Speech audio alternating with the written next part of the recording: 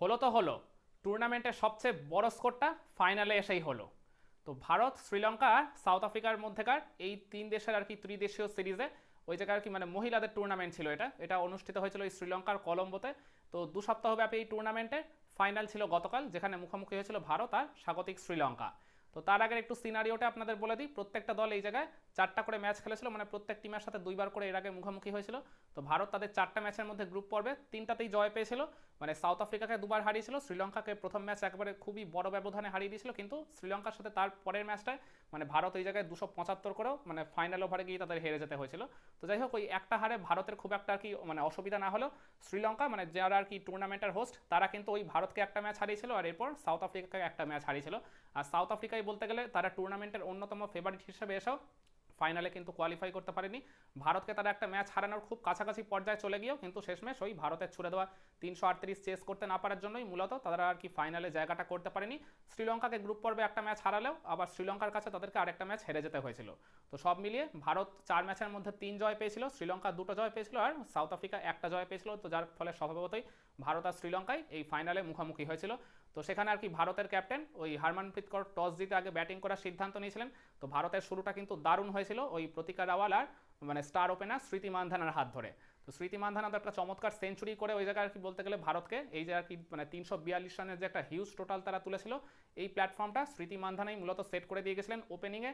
ওই প্রতিকা রাওয়ালকে সঙ্গে নিয়ে 70 রান তিনি জুটি করে তুলেছিলেন, আর এরপর ওই হার্লিন দেওয়ালকে সঙ্গে নিয়ে 120 রানের একটা ম্যাসিভ পার্টনারশিপ করে মানে ওই প্রথম 2 উইকেটের মধ্যেই ভারতের স্কোরটাকে 190তে পৌঁছা দিয়েছিলেন এই স্মৃতি মান্ধানা। আর তারপরে তো ভারতের ইনিংসটাকে এগোনোর আর কি মানে কাজ করেছিলেন ক্যাপ্টেন হারমানপ্রীত কৌর। তারপর ওই জায়গায় জেমাইমা রড্রিগেজ এরাও মোটামুটি 40+ রানের 2টা কার্যকরী নক খেলেছিলেন। এরপর ইনিংসের শেষ দিকে এসে ফিনিশিংয়ের কাজটা করেছিলেন ওই জায়গায় দীপ্তি শর্মা, যিনি কিনা বাংলার হয়ে ডোমেস্টিক ক্রিকেট খেলে থাকেন। তো সব কিছু মিলিয়ে ভারত মানে স্বাগতিক শ্রীলঙ্কাকে মানে একটা আর কি বড় রানের টোটাল ওই জায়গায় চাপিয়ে দেয় 342 রানের। তো এই 343 রানের বিশাল লক্ষ্যমাত্রা নিয়ে খেলতে নেমে মানে শ্রীলঙ্কার ইনিংসের শুরুটা কিন্তু একেবারেই ভালো হয়নি। প্রথম ওভারেই তারা আর কি তাদের এক ওপেনারকে হারিয়েছিল, কিন্তু এরপর মানে শ্রীলঙ্কা কিন্তু এই জায়গা থেকে একটা দারুণ একটা ফাইট ব্যাক করেছিল। পরপর 3টা 50+ রানের পার্টনারশিপ তারা গড়ে তুলেছিল, যে কারণে তাদের ওই জায়গায় একটা মানে সময় স্কোরটা হয়ে গেছিল 3 উইকেটে 173। তখন মনে হচ্ছিল যে ভারতের এই 343 রানের টার্গেট হয়তো বা তারা চেস করে দিলেও দিতে পারে বা খুব কাছাকাছি একটা পর্যায়ে চলে যেতে পারে।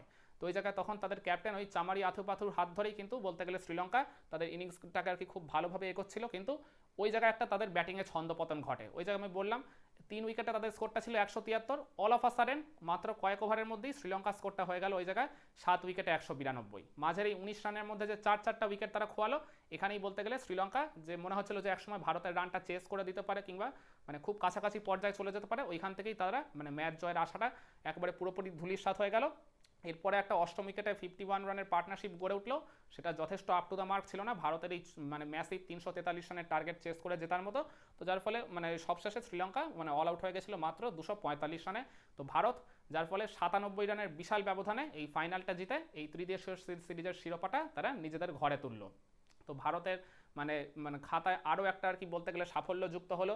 মানে ভারত মানে মানে ইন্ডিয়ান আর কি মেয়েদের টিমটা মানে তারা কিন্তু ধারাবাহিক সাফল্যই পায় এই জায়গায়। খেয়াল করে দেখেছি একমাত্র অস্ট্রেলিয়া ছাড়া বাকি যেসব আর কি অন্যান্য টিমগুলো রয়েছে মানে তাদের মধ্যে সাউথ আফ্রিকা, নিউজিল্যান্ড, শ্রীলঙ্কা এরা কিন্তু যথেষ্ট ভালো টিম। তো তাদের এগেনস্টও কিন্তু ভারত বেশ ভালো মানে ভালোভাবেই মানে ধারাবাহিকভাবেই জয় পায়। মানে বাইল্যাটারাল সিরিজ বলুন, ট্রাই নেশন সিরিজগুলো বলুন, মানে ভারতে কিন্তু ওই জায়গায় বেশিরভাগ ক্ষেত্রে ডমিনেট করে, ইভেন ইংল্যান্ডের এগেনস্টেও। কিন্তু একমাত্র ওই অস্ট্রেলিয়ার এগেনস্টেই দেখেছি মানে ভারতের মেয়েরা একটু সুবিধা করতে পারে না। অস্ট্রেলিয়ার ডমিনেন্সটা বলতে গেলে মানে মেয়েদের টিমের ক্ষেত্রে সব জায়গাতেই আর কি বিদ্যমান, সেটা আইসিসি ইভেন্টে হোক কিংবা দ্বিপাক্ষিক বা ওই ত্রিদেশীয় সিরিজে। তো এই বছর মানে এই 2025 সালের ওই অক্টোবর নভেম্বর মাসে মেয়েদের ওয়ানডে বিশ্বকাপ রয়েছে, যেটা আবার অনুষ্ঠিত হবে এই ভারতের মাটিতে।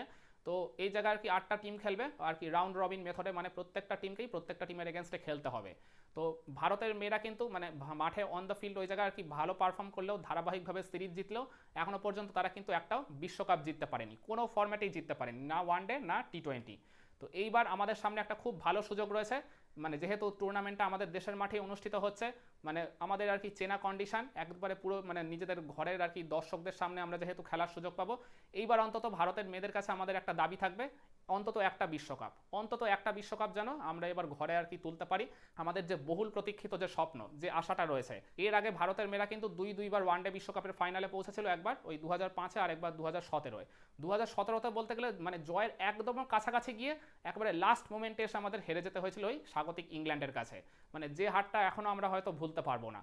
তো যাই হোক, মানে দুইটা ফাইনাল খেলেও যখন আমরা জিততে পারিনি, অন্তত এইবার আমরা নিজেদের দেশের মাটিতে এই হোম অ্যাডভান্টেজটাকে কাজে লাগিয়ে যাতে অন্য টিমগুলোর উপর ছড়িয়ে ঘুরিয়ে যাতে বিশ্বকাপটা জিততে পারি। মানে অন্য টিমগুলোর উপর আমরা অন্যান্য ইভেন্টগুলো তো আর কি ছড়িয়ে ঘোরাই, শুধু ওই মানে খাবি খেয়ে যাই বা আর কি ধরা খেয়ে যাই লাস্টে ওই অস্ট্রেলিয়ার কাছে গিয়ে। তো সেইটা যেন এবার না হয়, অস্ট্রেলিয়াকে যেন আমরা অ্যাট দ্য সেম টাইম বধ করে এই বিশ্বকাপের শিরোপাটা যেন আমরা ঘরে তুলতে পারি। তবেই আমাদের এই ধারাবাহিক যে আর কি সিরিজ জয় বলুন কিংবা আর কি সাফল্য বলুন, একটা আর কি মানে পূর্ণতা পাবে বলে আমি মনে করি। একমত হবেন? আপনারা কি মনে করেন যে ভারতের মেয়েদের এইবার অন্তত একটা আর কি দেশকে বিশ্বকাপ দেওয়া উচিত? কমেন্ট করে আপনার মতামতটা জানাতে পারেন।